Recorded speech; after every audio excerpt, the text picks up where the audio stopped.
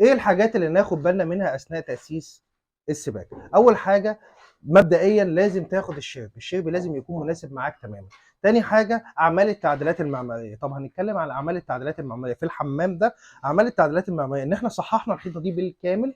طيب خزان الدفن اصبح ان هو في الجدار شكله حلو ومش بارز. تاني حاجه على اليمين كان معانا هنا عمود ومعانا هنا عمود، فجاه صححنا الحيطه دي وعملنا خوارنا محترم. طيب واحنا اثناء عمل خوارنا دي حاجه لازم تاخد بالك منها جدا، ان انت تنزل الخرطوم من هنا وتطلعه من فوق في عدم وجود الكهربائي. ليه؟ عشان الكهربائي ما يجيش يقعد يكسر في الشغل. هنتكلم مع توزيعة الحمام: غسالة، حوض، خزان دفن، معانا الكابينة. طيب هنتكلم عن تفاصيل صغيرة. انت بتاخد مواسير التغذية منين؟ من 30 من الشرب او 70 من فوق. ليه يا باشمهندس؟ عشان واحنا بنعمل الاكسسوارات او بنخرم للكابينه نكون عارفين المناسيب بتاعتنا، وده في الواطي لا قدر الله محدش يخرمها تضرب معانا. طيب ايه الحاجه الثانيه؟ طب انت هنا يا باشمهندس عامل 3 محابس. اول حاجه محبس لخزان الدفن. محبسين دول بتوع ايه؟ دايما المحبس اللي على اليمين ده المحبس العمومي بتاع الحمام.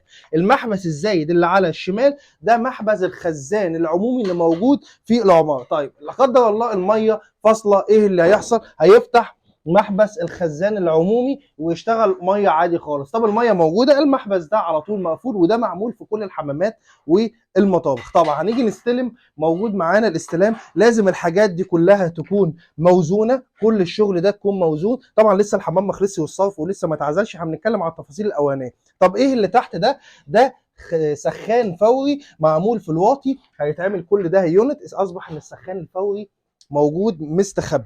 هنيجي نتكلم بعد كده ايه الحته اللي فوق دي اللي انت سايبها فاضيه دي؟ اثناء مراحل السيراميك هيتحط هنا خشب بظرف او بازاز او وات ايفر، هيبقى شكله مناسب جدا. هنيجي نتكلم على الخلاط الدفن الاثنين مخرج. خلاط الدفن 2 مخرج حاجه محترمه جدا، بيتحط هنا. طب ايه دي؟ دي الهاند شاور، وفي فوق الرين شاور. خلاط الدفن ده كويس محترم موثوق فيه.